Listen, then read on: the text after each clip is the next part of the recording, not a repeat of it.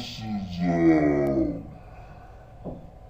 of those things where it's hard to choose because you guys disqualify so much when it comes to making a list for most valuable player and who's the best fighter and all of these things. It's just like a popularity contest.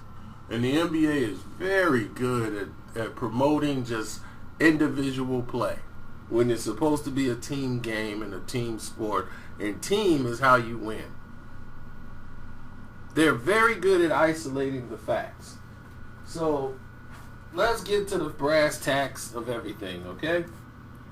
When you look at people like James Harden and his stats, James Harden should have been MVP one of the years they gave it to Steph Curry.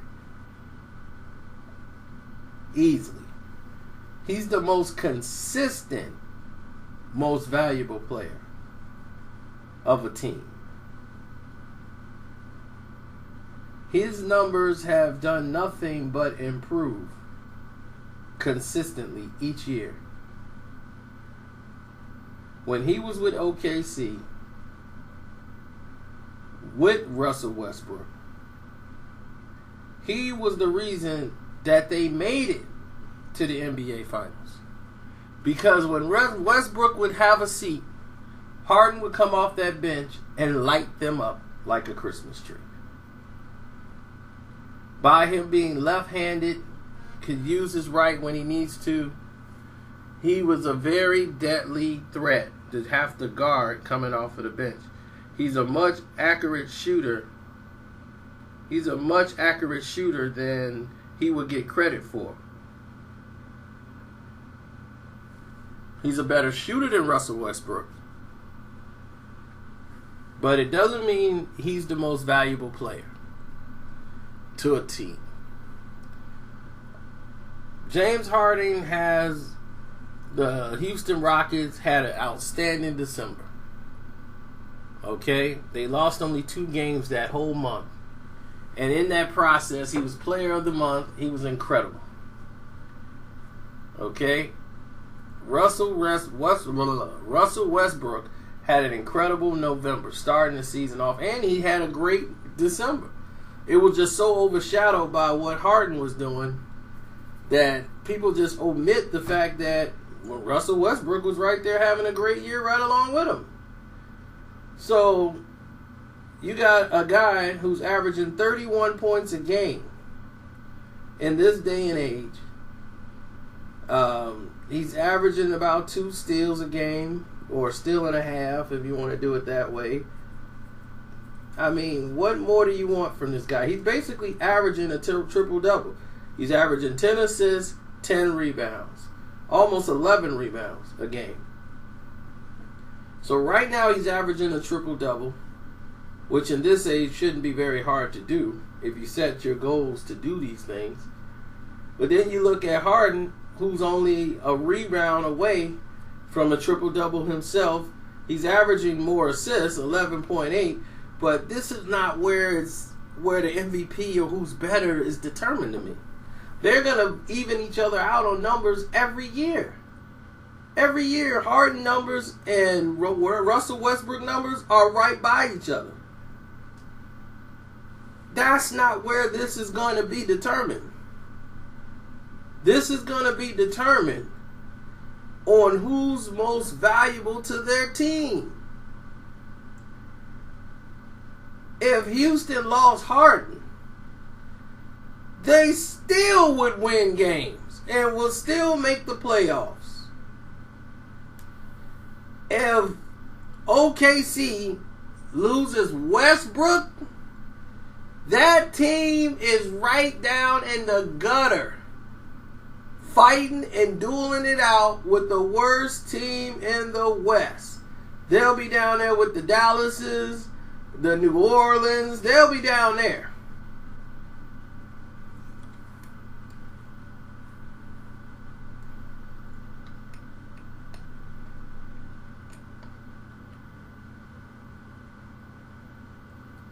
But when James Harden has a game, he has an explosive game. He has an explosive 40%, like a 40-point game with 11 assists, and it's massive.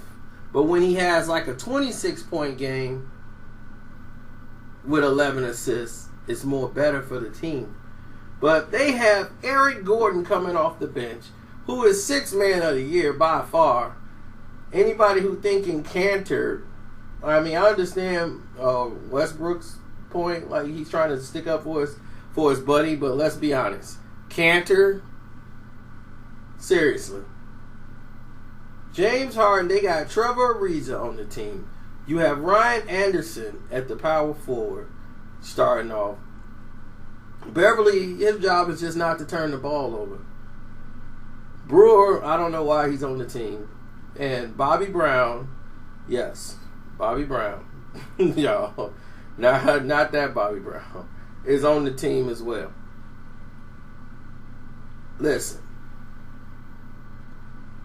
this team has a lot of people that play their roles to perfection. And when Harden gets rolling, there's been a lot of games where Harden didn't have a great shooting night. And then the team would fold. But when he go to the bench and he's having an off night, Eric Gordon comes in, who's known as Air Gordon, and was supposed to be the heir apparent to Michael Jordan, even though he's 6'4". He was the next Jordan to come into the league. And what Eric Gordon was doing was lighting the NBA up. When he was in high school, he went up against Michael Jordan's sons. Both sons played on the same team, and he destroyed both of them. And once that happened, it was done. They had one, Jeffrey threw an alley-oop to Marcus, and that ended up being the highlight. But Michael Jordan was there, and he wanted to put on the show because Michael Jordan was his idol. And Eric Gordon just destroyed Michael's sons. Both of them. He was next level. He was ready for the NBA then, even though he went to Indiana. Now, in the NBA, they tried to make him a starter. They put him in. He played for the Clippers. He played for a couple of teams. He is a six man. And if you play him out of position, he's not a starter. He's not the kind of guy that could play a full game and pace the game. He's a guy that needs to come off the bench, like a Jamal Crawford. Those guys are six men. They need to come off the bench. For some reason, they're more productive that way. And now that he's been put in this type of position, you see how well he fits into the system of what they're running in the Dan Antoni system in Houston, which is fast plays, score, score, score. Now, with this type of system in play, it makes Houston very dangerous. So with Trevor Ariza, he loves to play in this. Even Anderson, these guys, this is up-tempo. This is their type of flow. Okay? They're a dangerous team. Now, you look at Russell Westbrook. And this is where I get into it with all these experts. All last year, they told me how great of a team OKC was. And they were only one game from the NBA Finals. Kevin Durant didn't even have to leave this team. They were just one player away, maybe one player from going to the NBA Finals with Adams and Cantor and Waiters. I said, what? Am I hearing this right? OKC is a great team? Great players on the team? What am I missing? What am I missing? Russell Westbrook. Okay. Let's not go to the numbers. He has one less turnover than Harden. Because you got to look at that too. Harden has 6 turnovers a game. Westbrook, who has the ball in his possession a lot more than Harden, has 1 turnover less. Okay? He averages about 5. He averages about 6. But look at this team that they have on this court. You got Collison, who's still in the league. I don't know why.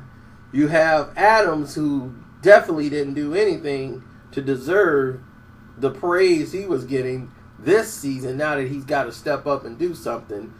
Inez Cantor, who everybody was raving about. Then you got Andre Robinson, who basically is a defensive shooting guard. I'm like, dude, your job, well, he's a small forward, but they depend on you to do some scoring around here. Now, this year, they got Sabonis' son, and he plays the center. At least he's schooled on how to play the game, but you got Singler, you got all these guys. It's terrible. This team is terrible. It is so far clear that he's leading the league in every category on his team except for blocks. And he's almost got that. That's how bad the Thunder is. That Westbrook has every stat he's leading. So you telling me is he the most valuable player in the league? Absolutely, to this team. There's no doubt about it. Because he's going to have the ball the majority of the time. No one can really question him. They're not going far in the playoffs at all. They're going to be about an 8th seed or a 7th seed. They're not going to get hot to beat anybody of any importance when it matters. There's no way this team should even have won the games that they've won. That's how bad the OKC team is. I told you they were bad last year. You didn't want to believe me. They overachieved. They weren't supposed to beat San Antonio. Durant showed up for that series and took over. And we found out Ulrich is a bit of a punk. He could be punked. And once that happened, he was done. They lost Serge Ibaka and they lost Kevin Durant. Boom. No doubt. Russell Westbrook, most valuable player. For him to be able to do what he's doing on this team, and the fact that they're even 500 with this team, I'm amazed. I'm amazed at what they've accomplished. Making a playoff with this roster here. You put James Harden on this team and put Russell Westbrook on Houston, the Oklahoma City Thunder would not win as many games as they won. I would say Houston would have won about the same amount of games with Russell Westbrook in his place. Switching places. There's no way Harden would have been able to gel with this team. And then they still win games. See, it's not like Russell Westbrook is doing this and they're not winning games. When you average 11 assists, that means somebody's scoring. That means you're distributing the ball and they're scoring. Westbrook figured it out. He knows how to pace himself throughout the game. How to get other people involved in the game. But sometimes when things are falling, you just got to keep going. You're hot. You got to keep it going. Now, he's not that great of a three-point shooter, but when he gets that ball dropping, he got to let it go. You got to let him take those shots and let him keep going with it. So, I understood what was going on with the team. But if you hear going into this season, OKC went into it like, okay, this is what we got. And this is all we got to go on. And this is just it for us. And we just got to roll with it. You know, you got a starting small forward averaging 6 points a game. Andre Robinson. Told you this guy was going to do this. told you Robinson was not. He's a defensive specialist. You need him to score more than that. You need your small forward to at least score double digits. The fact that Cantor is even getting 13 points a game is all garbage points, period. Adams is averaging, your center is averaging 12 points a game and he's a starter. He can only get you 12. His defense is not great. He's been terrible all year, basically. They're like, oh, well, he's picked it up. No, he has not. It's like he didn't train in the offseason at all. The only thing that's been a plus for them is that Apalapico guy, that Victor Alapido, whatever, Dipo or whatever. Him, he's been the only other like bright spot that nobody knew about, and he was an X factor. But he's hitting the shots that's open because it's out, the opportunities are there for him to pull up and hit these shots. That's the only other thing that's running for them. He can hit an open shot. If you leave Victor out there and he's wide open, you double on Westbrook, he can hit an open shot. The rest of these guys can't. There's no question Russell Westbrook is the most valuable player in the NBA right now to his team. And please don't tell me about LeBron James in this conversation. He doesn't need to be. He's non-existent to me. All he does is barrel people over, shoot 69% from the free throw line. He's not even worth mentioning in this conversation. So we won't even do it. I'm out. Don't forget, subscribe to your boy Carcino. I'm out.